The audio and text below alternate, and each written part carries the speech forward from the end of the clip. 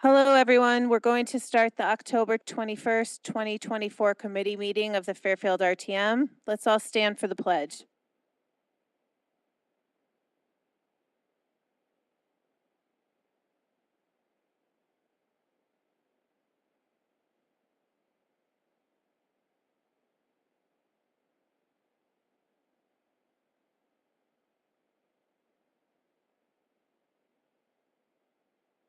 Thank you. First on our presentation schedule, if you look at page 1 to 6 of the backup, Carolyn Chrissa was here last committee meeting, and she gave a presentation of why she wanted to be on the Employees Retirement Board.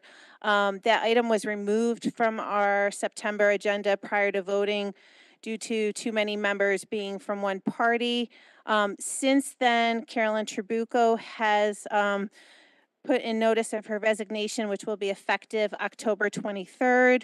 And this allows for the appointment of Caroline Chrissa.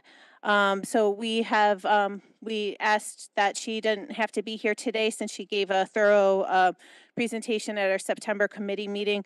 But if anyone does have any questions for her, they can direct those through me in writing, or let me know if she needs to be here next week, and I will ask her to be so. Is there any specific questions regarding the item of the appointment of Carolyn Chrissa to the Employees Retirement Board? If you're online and you have any questions, just put it in the chat.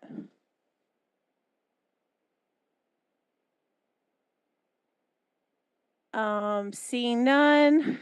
I did see briefly Sans Cleary online, and I'm not seeing him online now.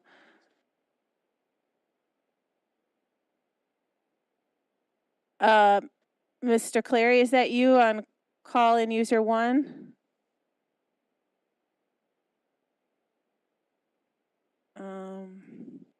We might have to unmute him if that's him.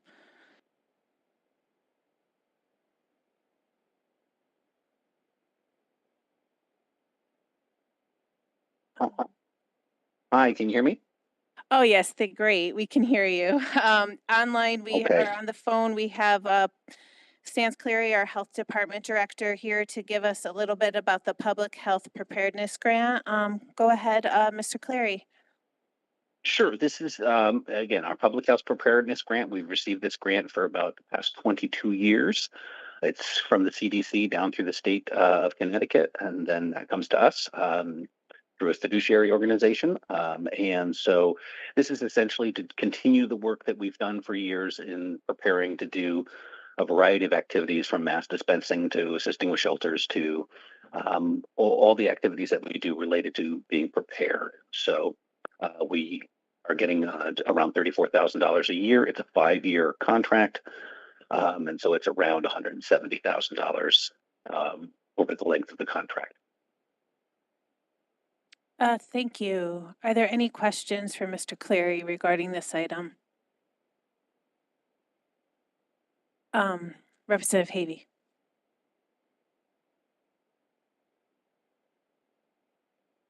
Representative Havey, District 9.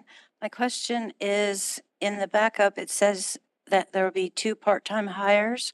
Will these be new hires, or will they, or since you've run this in the past years, will they be current employees that will be? They will be current employees. Two very part-time individuals will take care of all the contract deliverables. Yeah, but that's the same people we've had the past year. Thank you very much. Sure. Thank you. Representative Carson. Laura Carson, District 4. How long is the contract? Is it 1 year or is it 5 years? It's a 5-year contract done in 1-year increments. So we'll get $34,000 and change for each of the next 5 years. Do you have to come back to us next year to get it approved again? Or just No, 5 years from now? The contract, yeah, it's 5 years from now. So last time I did this was 5 years ago, and we're doing it again now. Okay, thank you. You're quite welcome. Thank you. Are there any other questions for Mr. Cleary regarding this item? Any members online? Just look to be recognized in the chat.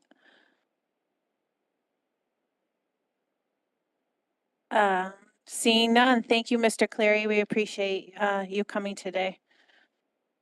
Thank you very much. Have a great evening. We'll move on to our next item, which can be found on page 25 to 34 of the backup. We have the Flood, Climate, and Erosion Control Ordinance that we'll be voting on this month. We have Dick Mikowski here from the Flood and Erosion Control Board, as well as sponsors Peter Britton, Sharon Pastilli, and Liz Zezima to review this item and answer any questions.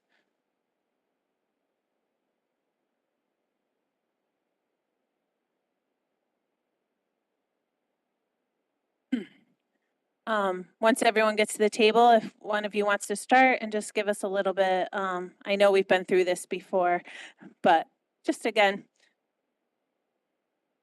Good evening. This is Liz Zezima from District 4. Is this microphone working? Good. Along with my co-sponsors, and thank you very much to Dick for being here. We have had a few presentations on this. The essence of this ordinance is upon the, well, it's not so recent anymore, state legislation, Bill number 6441, which was passed in July of 2021, an act concerning climate change adaptation. The Flood and Erosion Control Board is requested to expand the numbers of their members and also to change their name and to be able to be more responsive and aligned with where the state expects us to be. I think you've probably seen in the backup the expectation of sea level rise of 20 inches by 2050 requires all state actions to include planning for this, and we will have to report on mitigation strategies. So I, of course, am in full support of this, and all questions I think can be handled by Dick, but do either of you have anything you want to add to this?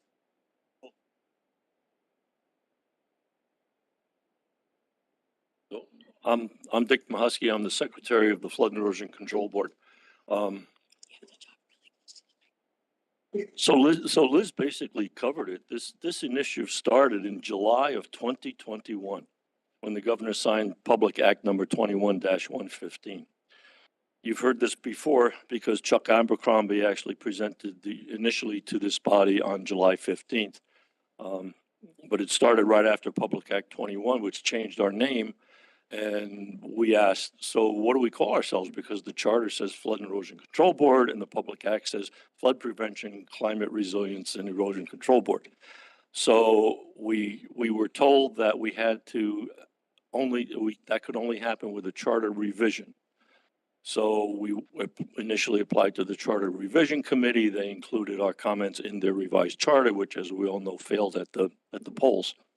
So then we discovered that we can actually get our name changed and get alternate members by a ordinance, which is actually what the Public Act calls for. The Public Act calls for the establishment of a board by ordinance of the town.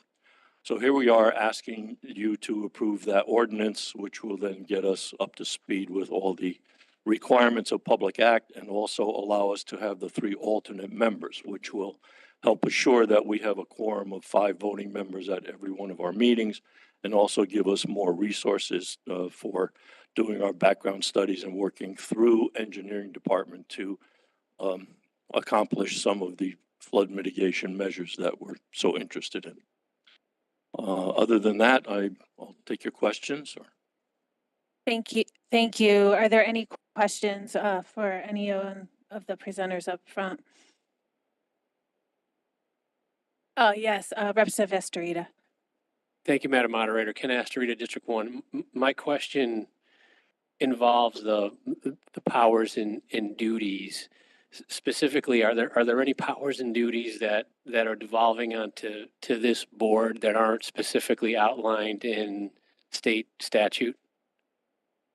No, the powers and duties that we're asking to be made official, if you will, by ordinance, and to clarify, because currently in the charter it includes the first of, I think there's 6 enumerated responsibilities. So we want to clarify that, and there's nothing that we are seeking to do that is outside of the provisions of Public Act 21-115. And in fact, the thing that is of note, although the powers and duties are quite comprehensive in the statute, we can do nothing that involves spending a penny with. Did I push the button too hard? So we can spend not a penny without going through the town bodies for approval of that appropriation. So we have all kinds of powers. If the rest of the town says that's a good idea, here's $10,000, $2.50 to do it. Thank you. Thank you. Any other questions regarding this item? Again, any members in the chat, if you want to put it in the chat to be recognized. Representative Zezima, do you have something? No, we were just talking about the whole mic system seems to have been boosted. It has. Any other questions or comments regarding this item? Okay, seeing none, I just want to remind members of the body that ordinances cannot be on the consent calendar. So while you can vote to show your support for this, we will be voting on this in person next week, and it will not be on the consent calendar. I thank you. It doesn't look like we have any other questions, so you guys are all set. Thank you very much. Thank you.